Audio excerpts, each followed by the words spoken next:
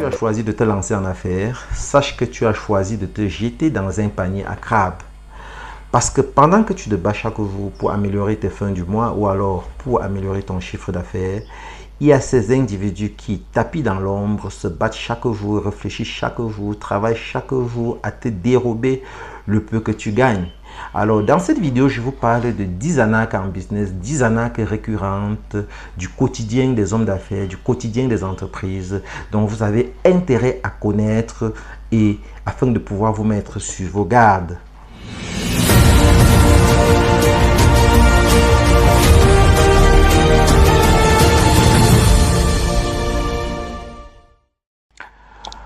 Bonjour et bienvenue sur votre chaîne Réussite, la chaîne qui vous permet d'apprendre, d'entreprendre et de réussir.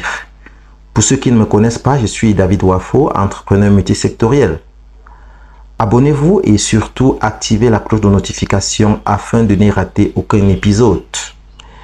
Dans cette vidéo, je vous parle des arnaques en business. Parce que vous savez, pendant que vous travaillez très dur, il y en a qui travaillent également très dur à comment arracher le peu que vous gagnez.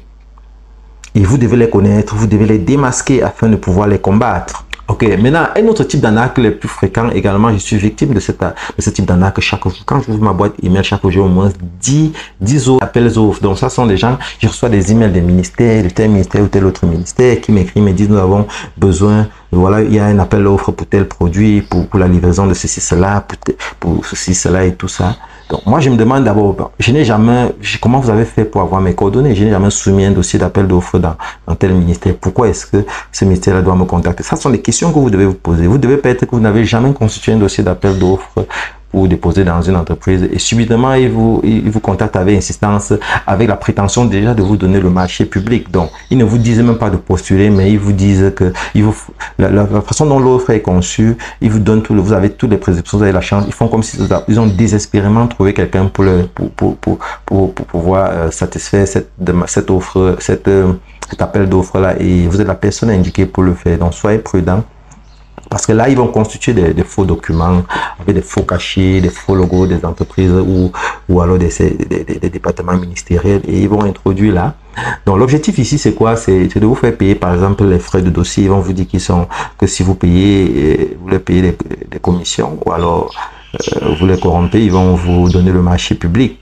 Donc, le fait également, donc ça peut être des frais d'enregistrement. Ils vont vous dire, par exemple, que non, pour être enregistré, pour pouvoir être sélectionné, il faut payer des frais d'enregistrement ou alors des frais de validation. Donc, faites attention à ces fausses appels d'offres qui affluent vers vous et ils ne ciblent pas n'importe quelle entreprise. Hein. Ils prennent la peine, ils vont sur Internet, ils essaient de trouver des entreprises qui aient une bonne assise sociale ou financière. Ils essaient de s'assurer que vous existez avant de vous tenter, prendre vos coordonnées et ils commencent à vous écrire ou alors vous appeler. Ça, c'est le quatrième type d'arnaque en business. Alors, le cinquième type d'arnaque en business, c'est l'arnaque aux formations miracles. Là. Ils sont nombreux sur les réseaux sociaux, ils pullulent sur Internet, ils vont vous parler des formations qui vont vous permettre de devenir riche en 30 jours. Ils vont vous parler de business sans investissement. Ils vont vous parler des méthodes secrètes jamais révélées en business, en affaires. Donc, en fait, ils vont vous parler de la machine à inventer la roue, en fait. Donc, soyez très prudents.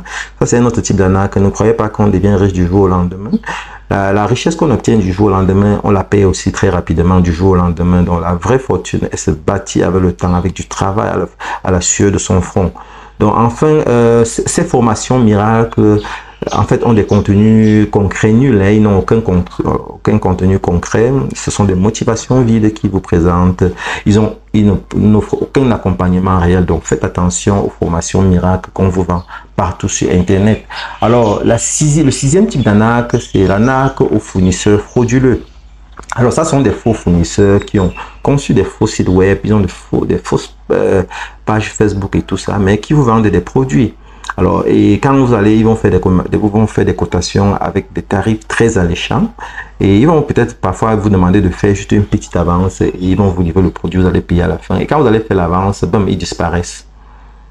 Ils vont disparaître. S'ils ne disparaissent pas, parfois si vous faites toute la livraison, ils vont faire une petite livraison partielle ou alors ils vont faire une livraison des produits de mauvaise qualité ou alors carrément ils ne vous font aucune livraison. Donc ça, c'est une arnaque très fréquente pour ceux qui sont dans le domaine de l'import-export, qui sont dans le domaine de des machines, des équipements ou alors de l'immobilier. Et également même les prestataires de services. J'ai été régulièrement victime en traduction. J'ai beaucoup de clients comme ça qui m'ont arnaqué, donc j'ai eu à faire des traductions pour eux. Pour certains, j'ai eu à faire ils commencent par des petits projets qui t'envoient, tu traduis, tu livres et ils te payent.